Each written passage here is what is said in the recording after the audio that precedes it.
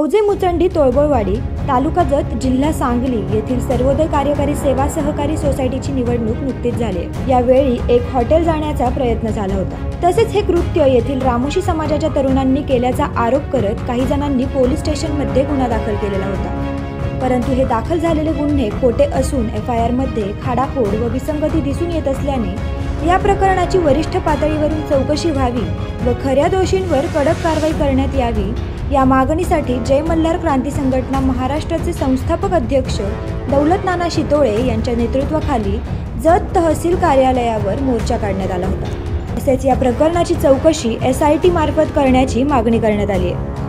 जर खोटे गुन्हे मागे घेतले नाहीत व या प्रकरणाची निपक्षपणे चौकशी केली नाही तर येत्या काळात संघटनेच्या वतीने तीव्र आंदोलने केले जातील असा इशाराही देण्यात आलाय।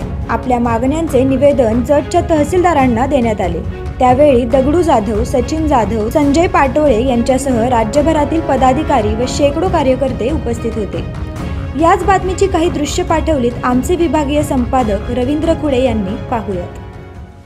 सोसायटीच्या इलेक्शनमधून नाराज होऊन समोरची पार्टी पराभूत झाली आणि त्या पार्टीने जे आमचे रामोशी बेटर समाजाचे नेते आहेत दर्याप्पा मलमे म्हणून ते आणि अनेक 4 मुलं आणि अनेक त्यांच्याच पार्टीचे दोन लोक असे 6 लोकांवरती त्या ठिकाणी जळीताचा गुन्हा दाखल केला।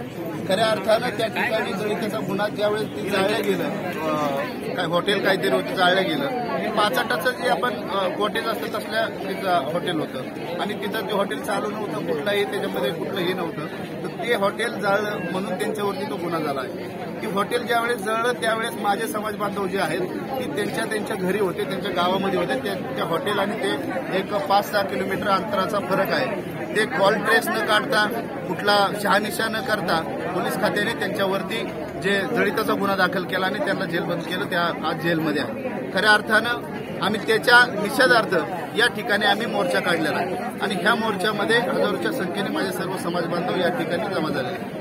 जर याच्यामध्ये ही गुन्हे जे आहेत हे खोटे गुन्हे आहेत, हे गुन्हे 22 तारखेपर्यंत 169 प्रमाणे यांचा तपासाअंती यांची नावं काढण्यात यावी आणि समोरचा जो गुन्हेगार आहे, समोरचा ज्याने हे गुन्हे करायला लावलेत, खऱ्या अर्थाने ज्या मुलाला आमच्या मुलाला मारलं त्याने त्याच्यावरती 326 प्रमाणे त्याच्यावर गुन्हा दाखल करण्यात यावा आणि 169 प्रमाणे ही तपासाअंती आपली मुलं सोडून देण्यात यावी असं ही प्रशासनाला मागणी केलेली आहे। आणि जर 22 तारखेपर्यंत हे जर झालं नाही तर 22 तारखेला आम्ही तहसील कचेरी कलेक्टर कचेरी सांगली या ठिकाणी जय मल्हार क्रांती संघटनेचे पदाधिकारी व या मुलांचे कुटुंब त्या ठिकाणी आमरण उपोषण करणार आणि मुंबई आझाद मैदानावर त्या ठिकाणी सुद्धा जय मल्हार क्रांती संघटनेचे पदाधिकारी उपोषण करणार।